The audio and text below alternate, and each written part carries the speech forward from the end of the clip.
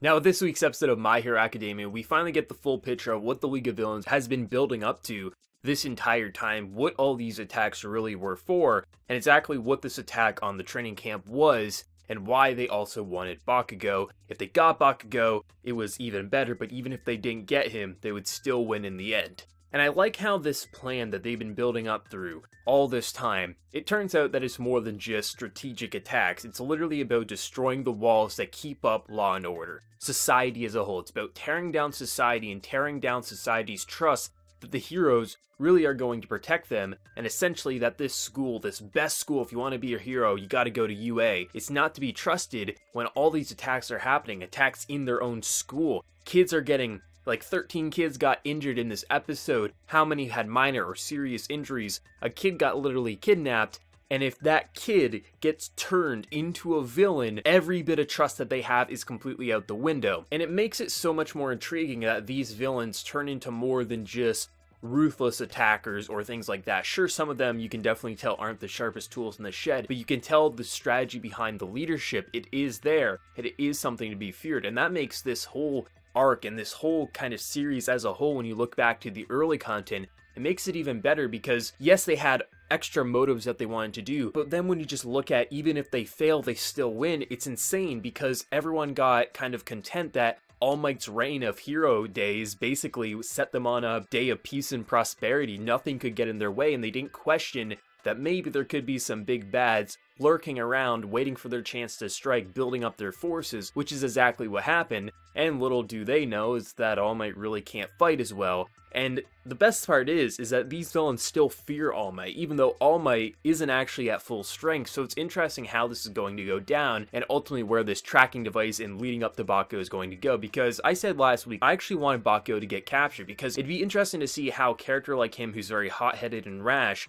if he would turn to that dark side or if he would fight his way out. And it'll be interesting to see the direction they go. I definitely do think he is going to get out of there. He's not going to turn his back on his friends, even though he would argue he doesn't have friends and he hates them all and they're stupid. You know, I feel like personally he's not the character who would turn, but even if they did turn him, that would be interesting too for a narrative purpose. But overall, I felt like this series, and this episode in particular, really got the element of horror down to a T. When everything was kind of playing out, when it was revealed that, hey, you know, I captured 2 of your friends, I put them in my right pocket. I actually did believe the fact that this villain was just that stupid that he would say that out loud, that he wouldn't cover his tracks. Some of these characters are very tropey, and some of them just don't seem like they're that sharp, like Toga. She seems just out of her mind. You don't want to cross her. If you see a chick with a knife and she wants to date you, just look the other way and run. Like, there's some characters who aren't that smart, so I just bought into the fact that this guy who was capturing them, he was just stupid, and that gave them an opportunity. And I was like, okay, so they're probably going to get them both. And just the element of horror when the looks on characters' faces, like, it did look so gloomy, but then there was that hope that,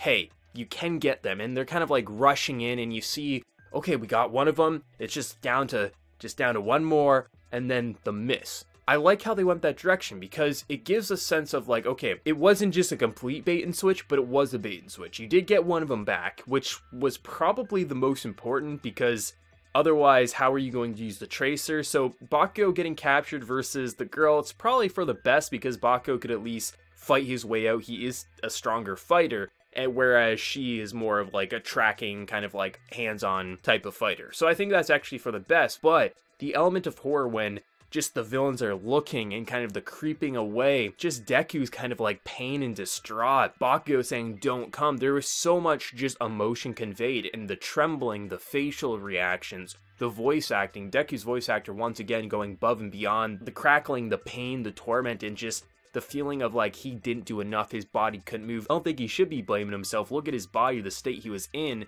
If he literally gets out of this unharmed because of Recovery Girl, you know, cats only have 9 lives. I feel like Deku's already wasted his 9 lives. Like, this guy is throwing his body into basically a giant blender and then hopping back out and slapping a band-aid on it. That's really how it feels. But I do like how they presented the horror and just the torment, because it really did feel like, are they getting out of this alive? And I like how they did pull the route of saying, like, you know, not all these villains are stupid and they're just gonna blindly talk out loud and tell you, I put the people I'm capturing in my right pocket, wink wink, and then the heroes take them out because they were stupid and talked out loud. I like how it was a bait and switch, how he put basically pieces of ice in his pocket, how they did get one of them back, but they couldn't get both, and now Bakugo is going to have some kind of chatting time with the League of Villains. I'm really excited for that because Boku and him, like, you would, like, I can understand why they would look at him and say, like, he's a hothead, he's got a lot of anger and temper, we can exploit that and we can turn him to our side. But I really feel like Boku is much more than that. I really feel like we've seen more than that. I'm sure there are plenty of people who don't like Boku at this point and kind of think like, yeah, he probably is going to turn, but I feel like we've seen enough that he wouldn't turn on them, and I could easily see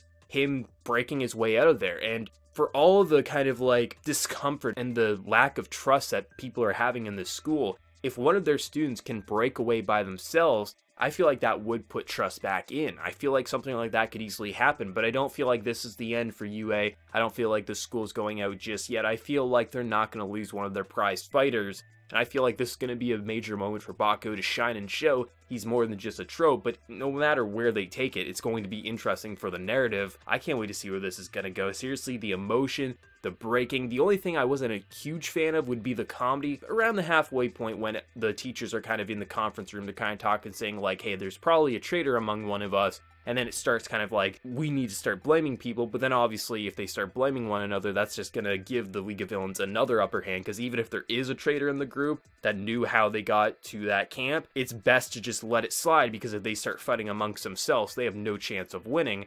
With also just the characters, like the students kind of saying like, we have to try even though we're in no condition to fight, these are our friends and we have to try. I like that stuff, but when it came to the comedy in the second half, I felt like it felt out of place. I feel like the comedy in the third season has been spectacular for the most part, but just for this episode I found that it felt out of place with such a serious and gloomy atmosphere. I understand that My Hero Academia has always done these kinds of things, it just didn't land for me personally, but it's not a huge deal for me, but I did need to make note of that. But I do like the stuff in the second half, the idea of the traitor, the idea of the students kind of discussing if they should go after Bakugo. All that stuff was great. It was just the comedy kind of layered here or there between all that stuff that really wasn't for me, but that's all my major criticism. And I mean, I haven't had much criticism for the season yet, so I'm not even really complaining here. But let me know what you're feeling down in that comment section below. Did you love it? Did you hate it? Your favorite moment? Let me know what you're feeling down in that comment section below. And if you enjoyed the video, remember to leave a like. And if you're new, also be sure to subscribe. So until next time, everyone, please take care and have a good one.